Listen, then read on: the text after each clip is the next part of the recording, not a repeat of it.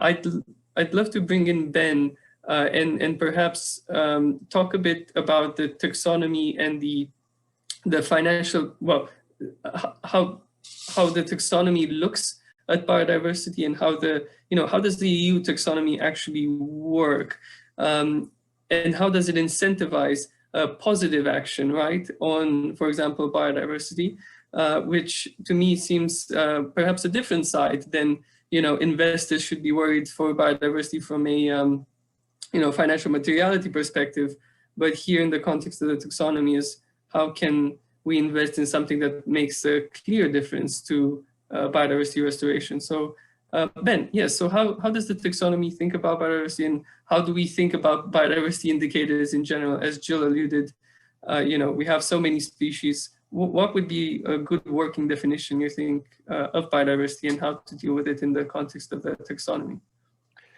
Yeah, good question. And I think there's aspects of what Jill has mentioned and what Martina has mentioned, which are super relevant to this.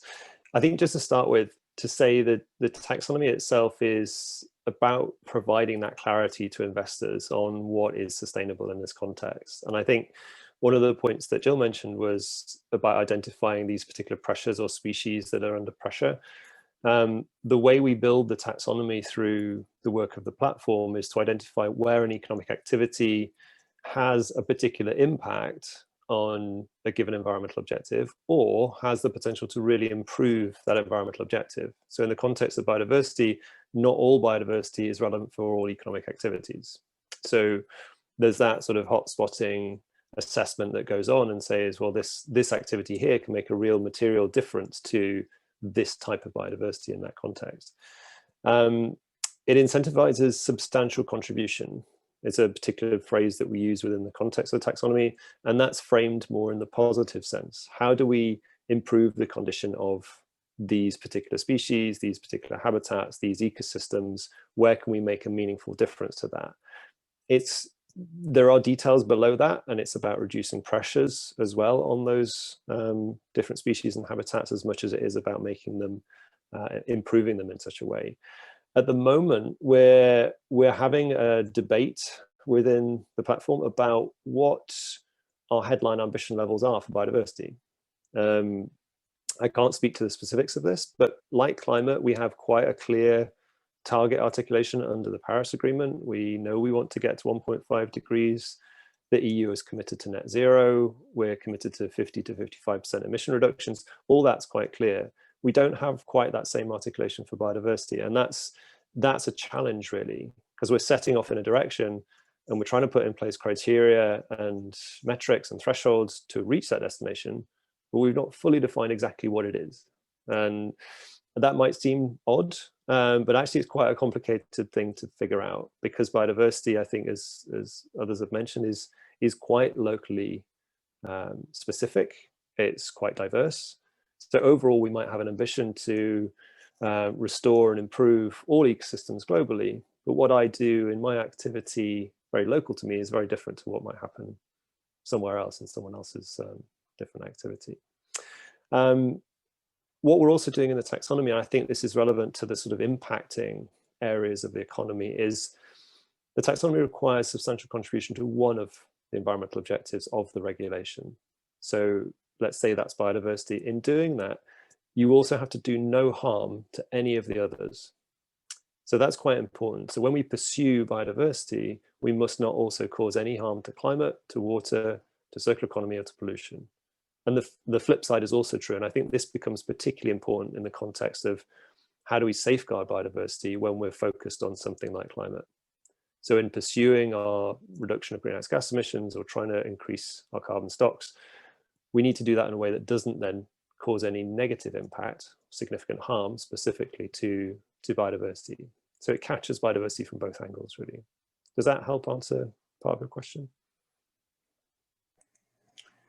I think so. I think that do no significant harm criteria is really important to really contextualize substantial contribution, as you cannot have one without the other, really, which is this, right, these somehow sister reference points for each for each economic activity. The interesting bit to me, also from a European legislation point of view, is that when it comes to biodiversity, there's quite a few pieces of legislation that come right from the water part, from biodiversity, from you have the Habitats Directive, the Water Directive, and they all touch, to a certain degree. Also pollution, if you think about the impacts of pollution on biodiversity. How can we deal from a taxonomy point of view, although, not necessarily from a taxonomy point of view, but even conceptually, with the interdependence between these environmental objectives? I mean, it's hard enough to try to isolate a system. And then we're, in our decision making for policy, for investment decision making, as well as academic attention, as Jill is leading towards conceptualizing these, what would be some, I suppose, some useful principles in your view, so that we don't get distracted when you're trying to bring these interdependencies? How do you usually grapple with that? Yeah, it's one of the things I love about working on this particular topic. And I think the first thing to do is just acknowledge that they are all interrelated.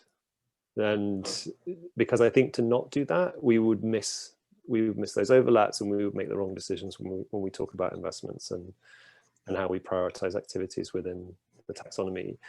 There is a risk, though, when you say everything is interrelated, it becomes such a big, complex, insurmountable challenge. You then get lost in, well, how do we deal with it? So one of the ways we're trying to address this at the moment is recognize where our objectives overlap. So one obvious example is in the context of biodiversity and ecosystems, that will include aquatic ecosystems. The condition of water bodies is part of our water objective. So there's a natural overlap there. The condition of a water objective is linked to pollution. So there's an overlap there. And climate, becomes relevant to some of the terrestrial ecosystems and so on. And you can draw many links in that context. So we're trying to focus on, well, what do we want to achieve for those objectives? And then, so in a very specific sense, what do we want to achieve for, say, biodiversity?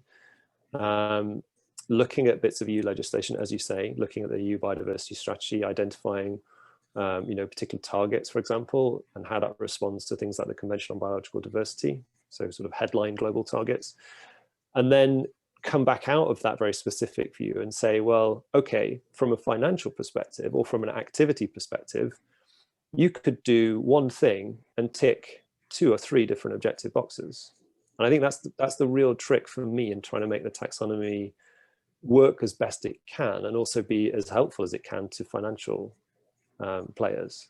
If they don't have to measure 2 or 3 things, they can just measure one thing, then that makes it a lot more streamlined, a lot easier to do. If we can articulate what those criteria are, then it means that it's a lot more implementable in practice, I think. And that brings you into discussions around climate and biodiversity. Are we looking at nature-based solutions then? Are we trying to focus investments in that direction and recognize that we're getting 2 outcomes from that? And it brings with it a whole series of sort of reporting questions on, do you double count, all that kind of stuff, which comes into a more of a usability perspective, I think. That makes it really fascinating to work on and also really hard. So thanks a lot for that perspective. And so having said that, Jill, you mentioned the challenges on carpeting reporting. We already have 2 questions for you from the audience. And then I'll take the audience's questions, and I encourage others to post as we have another 22 minutes. One question was, is there any example of really good biodiversity reporting out there already, or not yet? Anything you've come across from the corporate space that just really is just initial work, and we can't really, talk about best practice? That's one of the questions. And also the other question, also just to you, was whether the extinction accounting framework also has a way to deal, like, how does it deal with new species that we've just discovered and perhaps we're discovering every year, which I thought it's quite an interesting question. Okay. In terms of illustrations and examples, I think companies are improving in this area. I think, you know, we did find some examples of toad accounting, for example, with one of the large mining companies, where they actually reported, in my terms, emancipatory extinction accounting. So they recorded how many toads there were 1 year in the land that they were impacting on, and they showed increases in toad populations. Okay, so it might be a tiny little example, but that's what I mean by a really changing, transformative type of extinction accounting. We've also seen the same with rhino accounting. There's some of the finance companies actually in South Africa, which is interesting. So, you know, in terms of practice, I think there is emerging practice which is not just about impression management and shows real change, shows partnerships with the WWF, for example. Very important for businesses now, I think, more than ever, to partner with conservation organisations and ecologists and people who can actually help them, because, you know, as Ben said, this is so complex, you can't deal with it just with accounting and finance people. One of our recommendations in the book that we're working on at the moment, which we've almost finished, is for organisations, companies to have an ecological value officer to support the chief value officer, chief financial officer in an organisation. You know, to have non-executive directors, at least one, who actually understands the ecological issues. So, you know, there is practice. What I didn't mention earlier is that 2 weeks ago, the Biological Diversity Protocol was launched, and I was a co-author of that. And it is the first standardized framework, really, in the world to allow organizations to report in detail on biodiversity. And one of the largest companies in South Africa has been piloting that framework. It incorporates all of the ideas from extinction accounting, and as well as providing a really, really strong basis for reporting on biodiversity and a toolkit for how to do that. It also presents a species accounting framework, which is very exciting, because I think it, more than anything, that's been driven by the extinction accounting work. And a couple of the companies in South Africa are actually starting to report at a species level and exploring this, but they've said it's very challenging, it's very difficult. And as I say, you've got to identify species which are financially material for business, but then where there isn't financial materiality, you have to identify species which are being impacted on by the business, and, you know, the level of extinction risk that they face, which we can use lots of data for from the IUCN, etc. So, I mean, I could keep talking about this, but obviously, you know, I'll give it back to you now, because otherwise I'll fill up the whole time. Well, I'm glad we're getting so engaged, and so actually, I'd love to invite Martina to continue this train of thought.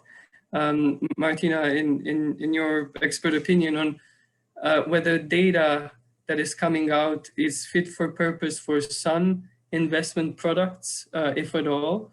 And I'd love for you to continue the thought you also started last time, which was, you know, what's the financial innovation that is now being spurred in asset management based off biodiversity data. And yeah, I from a product management perspective, you've also launched one of the green bond indices, and you've pioneered a lot of these financial products. So how do you see this area evolving from a product innovation perspective?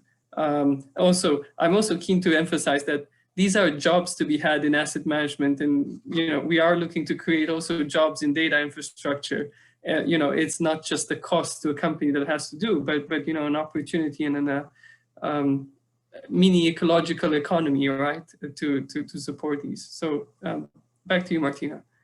Absolutely, Theo. And these things, innovation and data infrastructure and ecosystems, go hand in hand with financial decision making in our areas. So maybe first of all, on the data challenges, what we've also said in the book and what is known is that ESG data is one of the key challenges for our field. You know, there are inherent biases, may there be size biases, may there be conundrums linked to the fact that this information generally is reported annually by organizations, that we lack the means to capture and track controversies at large, at real time, and all of these different sort of challenges definitely prevail. And that's exactly what I alluded to earlier on when we said, you know, that ESG data is a challenge, and especially for biodiversity. But what I also would like to highlight are name three areas when and where we need further commitments, also to make financial decision making more granular and more relevant and material in many ways. So first of all, we need stronger biodiversity commitments from governments and from corporate actors. You know, we've heard from Jill, there are a couple of them that actually are now moving alongside the trajectory, coming up with very innovative solutions when and where species extinction accounting is concerned, when and where the active ownership, the engagement element with investors on biodiversity, natural habitat, and all species issues are concerned. But again, in order to address this tragedy on the horizon, which I highlighted earlier, we need more than just a multi-stakeholder engagement efforts. You know, in the moment we're talking a lot about commitments, but we need to actually move that towards actions. And we need to get a better understanding of what the operational, environmental, and social challenges are, and how they also make a landfall within supply chains. We talked about the jurisdictional or regional context for biodiversity issues, and by no means is this fully understood if we look at organizations and their global supply chains. And that is also a data challenge, right? Because we might not get the same information on biodiversity issues when and where emerging markets versus developed markets are concerned. But even within the developed markets context, there's room for improvement. But hence, in order to close the gaps in the data value chain, we need to understand better how the corporate actors are prepared to go from commitments to actions, and how the sovereigns in context are able and willing to engage, especially on issues when we look at, for instance, forestry and tropical forests. And there are great initiatives out there. IPDD, I should mention this, that is a new initiative by the WEF that ODDO BHF has just joined to actually support the understanding and the information coming from emerging markets when and where natural habitat and biodiversity is concerned, especially in countries such as South America / Brazil. And again, without sovereign engagement with these actors on the ground, you wouldn't even get sufficient insights, nor from the corporate, nor ultimately from the investor side. And hence, you know, obviously collaborative engagement initiatives can only go so far without the further commitments. Then briefly on the ESG data and sustainability information challenges, as said, currently we face now the conundrum that we get more alignment and harmonization of frameworks and standards, thanks to the work of the EU Sustainable Finance Action Plan, thanks to the corporate reporting dialogue and further alignment on the normative framework side. But again, the sheer volume of this big data requires more innovation and action, for instance, where technology is concerned. I'm just highlighting SASB is partnering with PwC and XBRL to tag non-financial information or extra financial information, I would classify it. I understand the European Commission has similar efforts in mind when they look at the digital strategy and when they look at a platform for harnessing this type of information and data. And this is becoming, from our end, and I've also written recently a paper on this, is becoming a prerequisite in order to get the relevant insights we need. And then last but not least, ultimately, we need more action when and where these specific initiatives are concerned. And I'm very keen to hear more on the task force on nature-related financial disclosures, because as we said, as and if and when we can quantify financial impacts, financial materiality, and I would here say as well, dual materiality, but once we can quantify the impacts, that's when and where we're getting, you know, more noticed by the financial services and the capital markets community. And that has really taken the climate risk and opportunities debate to the next level. So hence, you know, more consolidated action around really the current links for biodiversity and extinction loss, and when and how they're making a financial impact is a prerequisite. And that brings me to the second point. You highlighted the financial innovation momentum. None of this financial innovation is actually in existence without the relevant data and information sources, and without addressing the inherent biases that are highlighted and using technology as a strategic enabler. we would have challenges to get to a solution at scale. And so, you know, I just highlight a couple of examples here. Ultimately, biodiversity can be incorporated across asset classes, you know, across fundamental, thematic, and factor-based strategies. Give you an example, at ODDO, we launched last year the Green Planet Fund that's actually combining 4 thematic biodiversity themes and natural habitat or natural capital themes, I should say.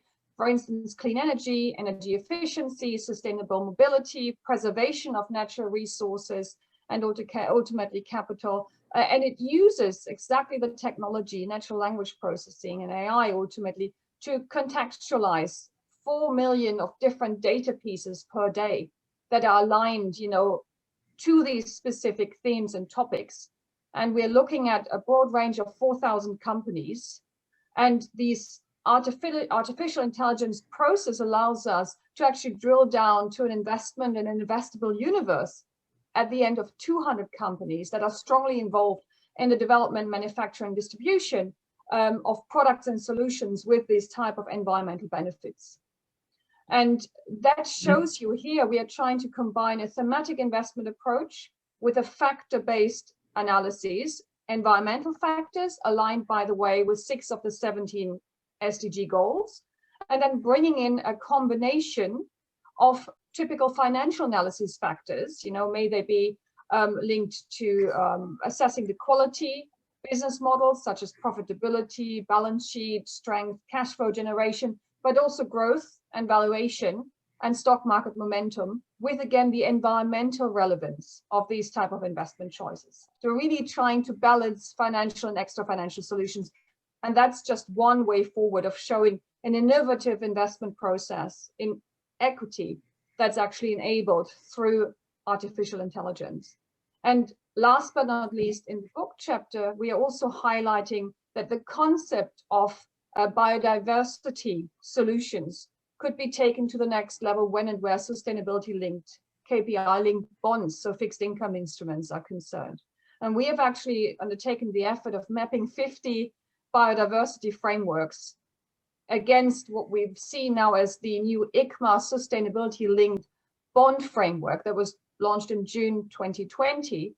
And we are seeing here with the momentum in sustainable finance strategies, especially sustainable bonds and sustainability linked bonds, which were estimated to reach maybe 650 billion this year alone, that we create a new momentum as well for these type of next gen biodiversity strategies. And by no means last but not least, I would encourage. Yeah. Sorry, I would encourage everyone to keep an eye on your and Jill's upcoming co-edited book. I understand you have 31 chapters as it stands today, going through all sorts of issues on the accounting and finance. So yes, I would urge everyone to keep an eye on Martina's and Jill's Twitter and LinkedIn feed on when that is announced. Yeah, we've had an interesting discussion. Well, we have many interesting discussions, but something which you made a point in actually talking also about member states, which I'm also going to try to also address to Ben. And there was this idea that from a data infrastructure perspective, but also regulation perspective, a lot of the way we deal with biodiversity in protected areas falls within the remit of governments, really. And so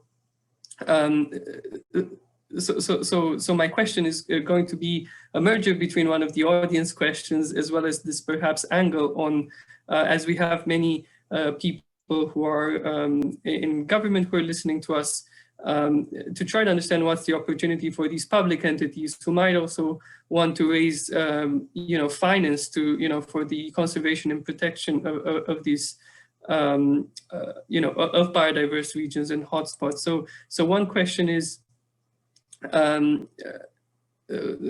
we got from the audience is whether the taxonomy, how does it really help attract investment in conservation, for example, is a question from the audience. So I'll leave this to you, Ben, to further clarify how it actually works. And I'd love for you, Ben, I know we also only have 7 minutes really, and there are many other questions that we've got, but I'd love for you to briefly also perhaps make this case or briefly allude to the member states or you know, how perhaps public entities could also look at the taxonomy and understand how we can help them also deliver the biodiversity benefits. And then yeah, I would love if anyone, if you'd like at the end of your talk, Ben, to just have one idea that you'd like to put forward, and then Jill and then Martina, if you'd like to put one idea expressed perhaps in 30 seconds. I did not brief you on this, but if there's something you've been thinking about and you'd like to let the audience know to leave with this, then I think we can achieve that in perhaps in 6 minutes. Let's give this, you know, let's give us this goal.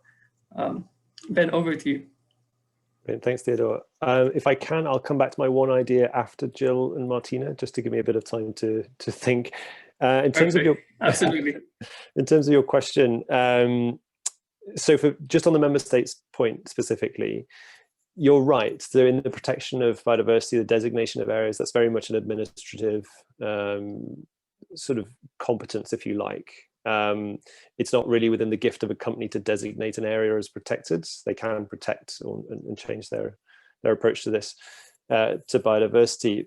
But I think what we know from certainly looking at the finance around climate and looking at what investments are needed for biodiversity as well, we need much more than what's in the public purse. So I think this is where the taxonomy and the private investments into this space become essential really to helping member states, to helping administrations in delivering on biodiversity. I think as we go forwards, we're going to find that the taxonomy, because of what it's doing, it's creating this standard, if you like, the taxonomy itself by definition, it will help then guide the way public investments actually work through public policy as well. It's not currently how this is functioning fully. It's focused on private finance, but I think we'll start to see that alignment in coming years and months. In terms of how it can attract investments, I think that comes from two different areas, and this is probably somewhere that Martina can speak to more than I can, but I think as funds and as the public opinion and view and interest on these different topics grows and grows, Extinction Rebellion, climate crisis, you know, a lot of this is in our media. I think when funds and investors are looking to badge their portfolios as green, they're going to need to find a way of doing that that's consistent. They're doing that, well, can do that through the taxonomy, through different standards. And I think that's going to start to capture the imagination of investors to invest in these different spaces because of that opinion from the public. At some point, it's going to be the minority that are going to be the non-green, the non-aligned. Well, at least that's what I'm hoping in the sort of longer term future. Perhaps back to you to cover the time and give me a chance to think. Absolutely, yeah. So then I'll maybe continue with let's go Martina, Jill, and then Ben with the one idea that you'd love to leave with everyone. Yeah, we will get back. We have a note of all of your questions, and we can hopefully follow up with further questions to the audience that was live today. So Martina, over to you. Sure. My one idea, sovereign extinction bonds. That highlights the necessity and the importance to engage with sovereign participants on the issues such as ecosystem collapse, and combines the ideas of what we are putting out there in the book to really map the different biodiversity metrics / challenges versus existing bond frameworks such as ICMA's KPI or sustainability linked bond framework, but it applies as well to others, use of proceeds bond, also under the ICMA or under the EU GBS bond framework.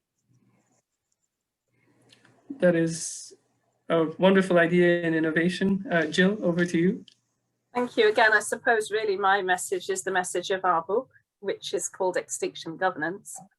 And basically the message is to implement a species protection action plan across every part of the financial markets, across investor engagement, financial instruments, banking, lending, and in corporate governance itself and in accounting. So all of those aspects. And that's not just in terms of governance for corporations, but also for government and public and voluntary sector as well, and charities. So everything.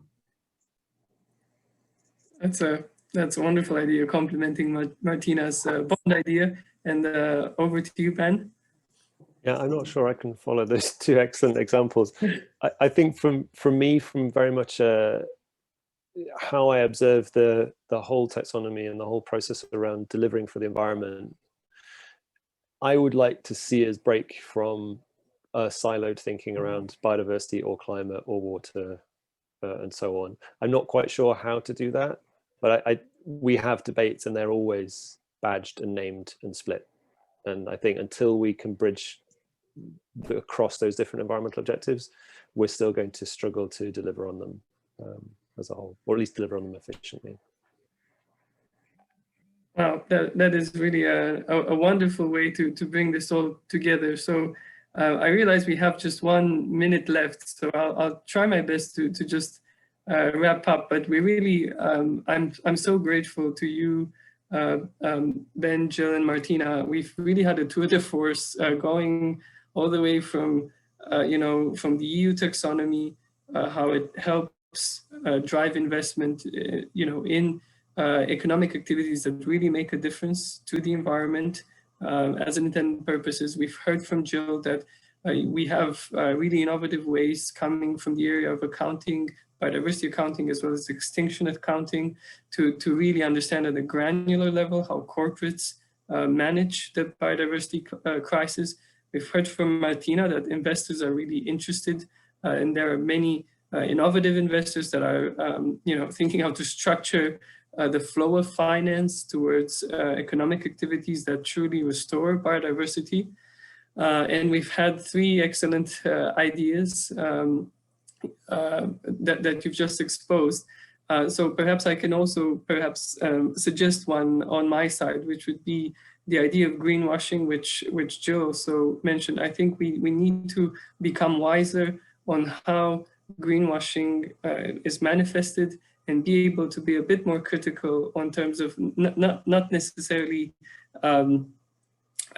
cynic, but have a healthy skepticism with respect to progress, so that we don't get a false comfort in terms of progress. So that would be perhaps my one added idea. But with that, I would like to thank the 3 of you, Martina, Jill, and Ben, for your wonderful contributions. Thank you to Robbie, the Chief Executives Club, and the Belfast Imagine Festival. And last but not least, I'd love to thank to all the participants that have joined us live today for their excellent questions, which we will get back to further.